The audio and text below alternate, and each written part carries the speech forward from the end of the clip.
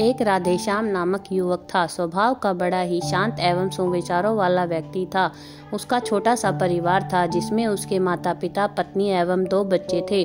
सभी से वो बेहद प्यार करता था। उसके अलावा वो कृष्ण भक्त था और सभी पर दया भाव रखता था। जरूरतमंदों की सेवा करता था, किसी को दुख नहीं देता था। उसके इन्हीं गुणों के कारण श्री कृष्ण उससे बहुत प्रसन्न थे और सदैव उसके साथ रहते थे।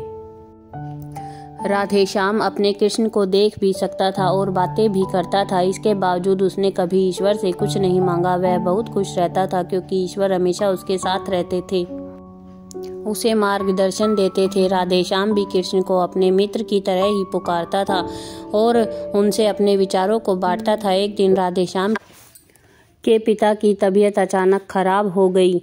उन्हें अस्पताल में भर्ती किया गया। उसने सभी डॉक्टरों से हाथ जोड़े, अपने पिताजी को बचाने की मिन्नतें की।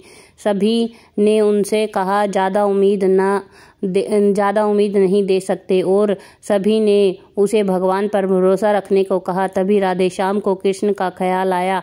उसने अपने कृष्ण को पुकारा। कृष्ण दौड़े चले आए। राधेश्याम ने कहा, मित्र तुम तो भगवान हो, मेरे पिता को बचा लो।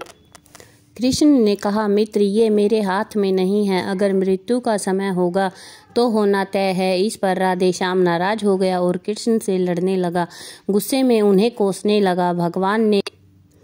भगवान ने उसे बहुत समझाया पर उसने एक न सुनी। तब कृष्ण ने कहा मित्र मैं तुम्हारी मदद कर सकता हूँ, लेकिन उसके लिए तुम्हें एक कार्य करना होगा। राधेश्याम ने तुरंत पूछा, कैसा कार्य? कृष्ण ने कहा, तुम्हें किसी एक घर से मुट्ठी भर जवार लानी होगी और ध्यान रखना कि उस परिवार में किसी की मृत्यु न हुई हो। राधेश्याम झट से हाँ बोलकर तलाश में निकल गया। उसने सभी दरवाजे खटखटाए। हर घर में जवार तो होती, लेकिन ऐसा कोई नहीं होता जिनके परिवार में किसी की मृत्यु ना हुई हो। किसी का पिता, किसी का दादा, किसी का भाई, माँ, काकी या बहन। 2 दिन तक भटकने के बाद भी राधेश्याम को एक भी घर नहीं मिला। तब उसे इस बात का एहसास हुआ कि मृत्यु एक अटल सत्य है।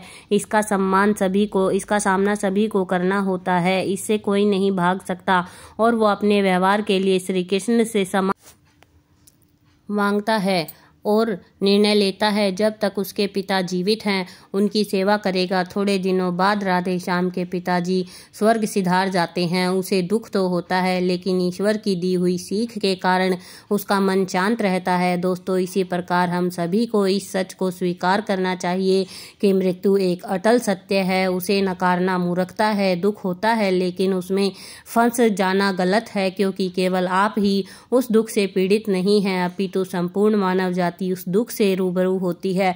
ऐसे सच को स्वीकार कर आगे बढ़ना ही जीवन है। कई बार हम अपने किसी खास के चले जाने से इतने बेबस हो जाते हैं कि सामने खड़ा जीवन और उससे जुड़े लोग हमें दिखाई नहीं पड़ते। ऐसे अंधकार से निकलना मुश्किल हो जाता है। जो मनुष्य मृत्यु के सत्य को स्वीकार कर लेता है उसका जीवन भार विहीन हो जाता है। उसे कभी कोई कष्ट तोड़ नहीं सकता। वो जीवन के हर क्षेत्र में आगे बढ़ता जाता है। धन्यवाद।